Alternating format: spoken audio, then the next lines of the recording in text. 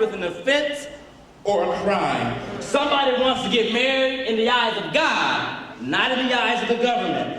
Don't go out this morning with any illusions, because a lot of somebodies in here want to sing, "We have overcome." Come on. Please, don't go out from here this morning SOS. You know what that stands for, don't you? Yes. Stuck on stupid. Don't leave here SOS with illusions, delusions, feigned ignorance, and misconceptions of reality. Please, for God's and humanity's sake. The multiple teachings of Dr. King caution us, as do I, and our scriptural readings today, to be aware, to wake up, and to seriously pay attention.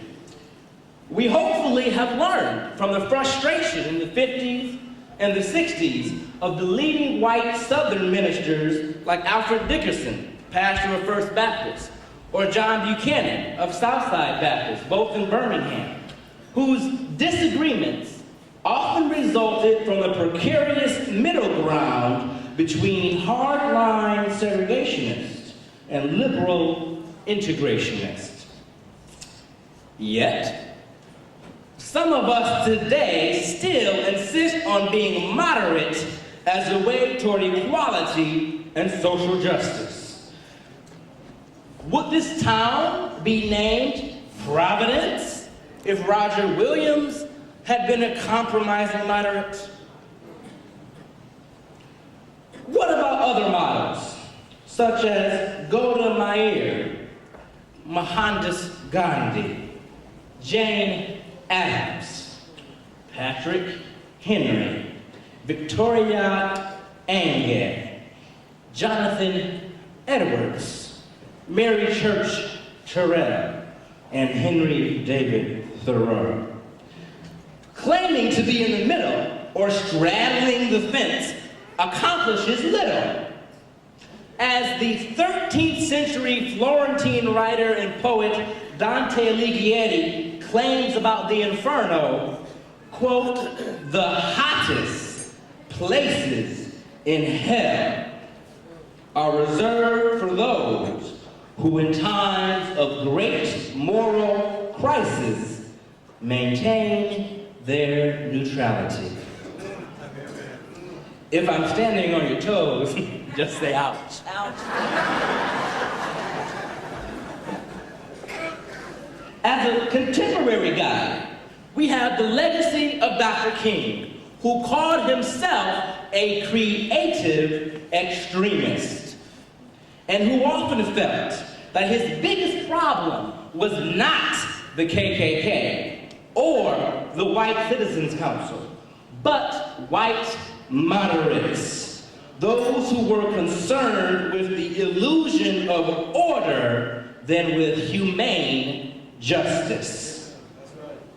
Sounds to me like order, complacency, and maintenance of the status quo are deformed triplets, or perhaps some despicable kissing cousins. Sounds to me like my favorite television show got the latter part of its name wrong. It's not about law and order.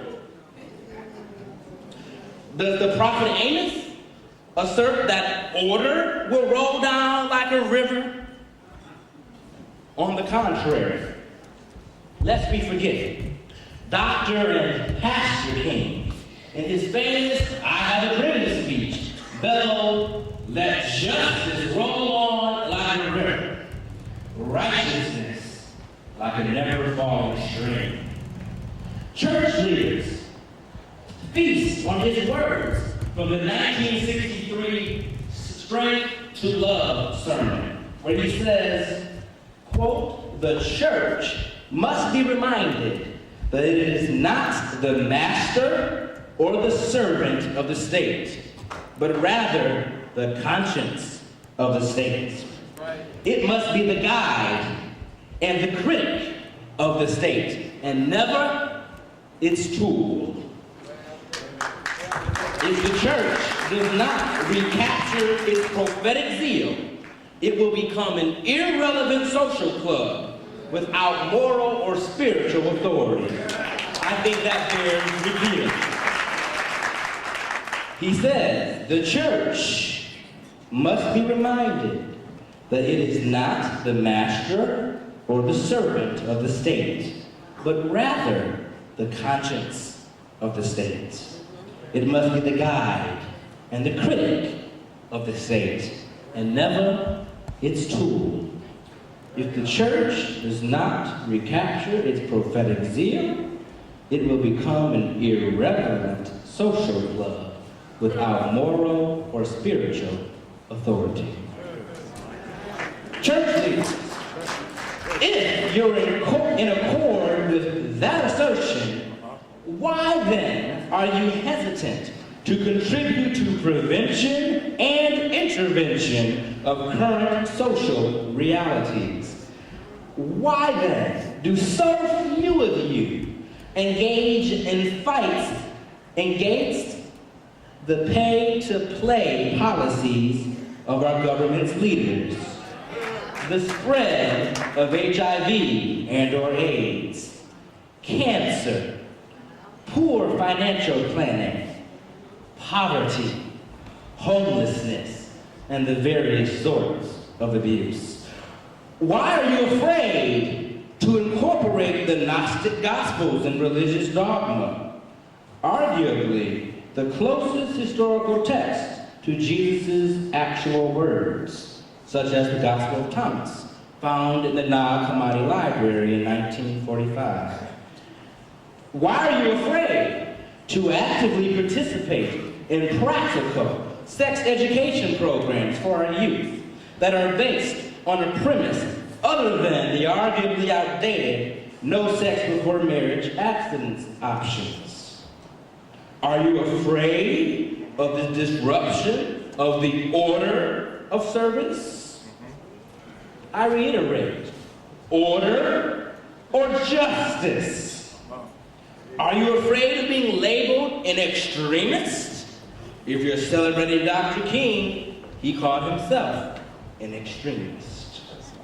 Don't go out this morning, SOS, and blinded by illusions. As Dr. King said in 1963, quote, man's inhumanity to man is not only perpetuated by the vitriolic actions of those who are bad, it is also perpetuated by the vitiating inaction of those who are good, end quote. In response to the 4 black girls killed in Sunday school at the 16th Street Baptist Church, he makes the necessity of extremism clear. Quote, we were faced with an extreme situation. Our remedies had to be extreme. End quote. You see, the opposite of complacency is to be on fire.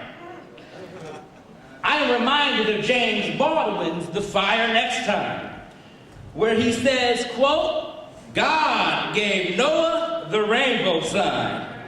No more water. The fire next time. Anybody here with a match? Dr. King has shown us how to lay out the sticks for the many unlit campfires in our midst.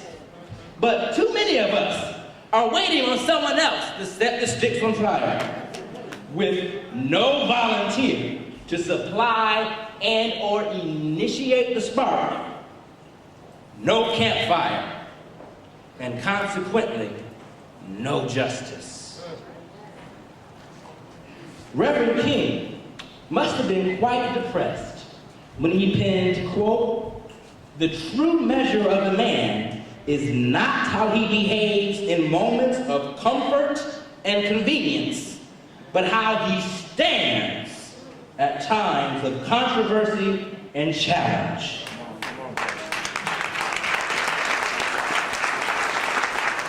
So, it may be comfortable to vote along with your board. It may be easy to accept the changes we've witnessed thus far as all the progress in this lifetime. It may be simple to say no to tutoring a child when you planned to rest. But how in the world does being comfortable reneging on a commitment or not being willing to rock any boats get any of us from point A to point B? Is it about Democrat, Republican, liberal, conservative, or undecided? Is it only about one's differentiation between democracy and dictatorship? Is it about religious, denominational partisanship? Or is it about you and me? Is it not about the boy dying of AIDS in Africa or the girl struggling with HIV here in Providence? Is it not about the gay couple trying to adopt children into a nurturing home?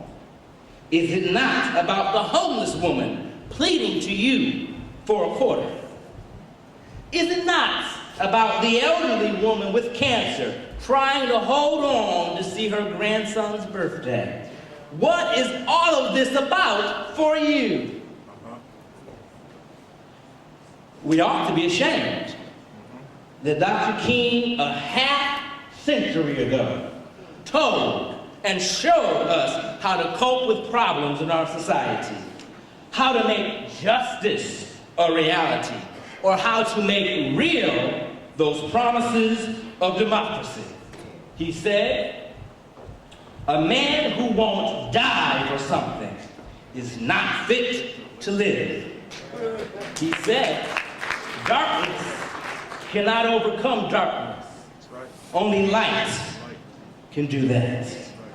And in his A Testament of Hope speech, Dr. King said, quote, "The luxury of a leisurely approach to urgent solutions, the ease of gradualism, help us ignore and prolong issues that we know are unjust, inhumane. Don't go out this morning with any illusions. We have been forewarned."